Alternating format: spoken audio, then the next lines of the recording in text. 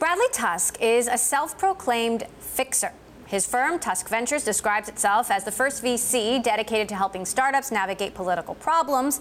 He was Uber's first political strategist, and I should also add that he served as Mike Bloomberg's campaign manager in 2009, the founder, of course, of Bloomberg LP, and has also served as deputy governor of Illinois. Joining us now on his new book, The Fixer, My Adventures Saving Startups from Death by Politics, is Bradley Tusk. Bradley, thank you so much for joining us. So what exactly does it mean to be a fixer? I think it ultimately means to be able to get things done. And in my case, it's how do you work with startups who have to disrupt and then take on big entrenched interests like the taxi cartel or the hotel industry or the casino industry, who have unlimited amounts of money for campaign contributions and overcome all of their political power so that you have the opportunity to compete.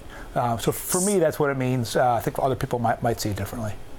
So is this about skirting the law, exploiting it, playing nice? Maybe a little bit of all. The book kind of goes through in detail. When should you beg for forgiveness? When should you ask for permission? But ultimately, in almost every case, any startup that we're investing in has come up with some new way to do something that the law just doesn't address one way or the other, because if the lawmakers could have thought of that stuff, they'd be entrepreneurs and not bureaucrats. And then it's a question of how should it be interpreted, and then there's always a food fight between the people who are already in the business and don't want to lose market share and the startups who are trying to get a foothold. And then ultimately we have to kind of beat up the entrenched interests and then convince the politicians and regulators that either the law is okay or we have to change the law to make it okay.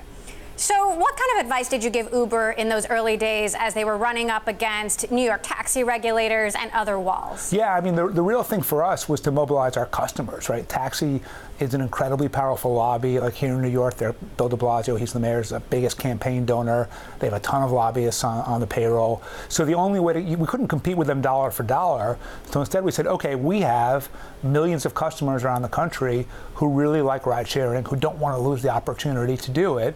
So let's mobilize those people and have them tweeting at their council members, emailing them, calling them, and just create so much overwhelming force that even though normally the politicians would just want to do the bidding of their donors, they can't get away with doing it here.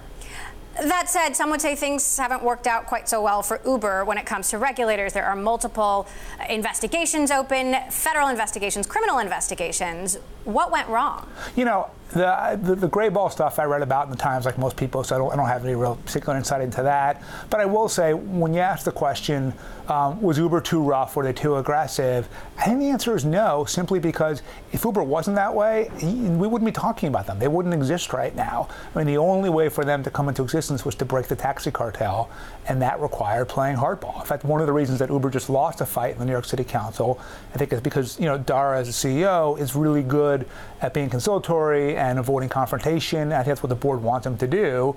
But you can't be the person that everyone likes and the person kind of throwing punches in the city council at the same time.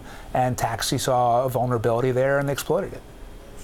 A lot of big tech companies right now are at odds with the government. Google, Facebook, Twitter. You know, where did they go wrong, and how would you advise them now? You know, what's interesting about those companies specifically is they actually came up in a more frictionless environment where they weren't disrupting an existing entrenched interest in the way that, say, Airbnb is disrupting hotels or FanDuel is disrupting casinos.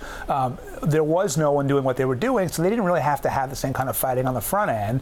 But I think as a result, they were lulled into this false sense of security that, you know, they could just say, don't be evil, and everybody would love them and everything would be fine. And the reality is, politics always comes for you, right? Eventually you get big enough, you get strong enough, you piss enough people off, and they're going to want to get their pound of flesh. And that happens everywhere. And I think where Google, Facebook, Twitter probably have made a mistake is they just didn't anticipate it enough, they didn't prepare for it enough, and now they're scrambling. You implemented the first mobile voting pilot in a U.S. election. Now that we have less than 50 days to go, I mean, this idea that more tech is better, you know, can also mean more tech means more vulnerabilities, more opportunities to hack. Are you concerned about the security of our upcoming elections? Well, the pilot that we're working on is specifically blockchain voting, and the reason it is blockchain is because, at least right now, blockchain is totally unhackable. I think the current system we have is extremely vulnerable, and that's why we're working on this new idea, because we want to both radically increase participation by allowing people to vote in elections on their phones, but also making it a lot safer than it is right now. But no, do I think the 2018 elections are secure? Not really. Now, President Trump, even though he doesn't really use email, he said, has certainly used tech to his advantage, of course, with his use of Twitter. How would you advise a candidate trying to take Trump on?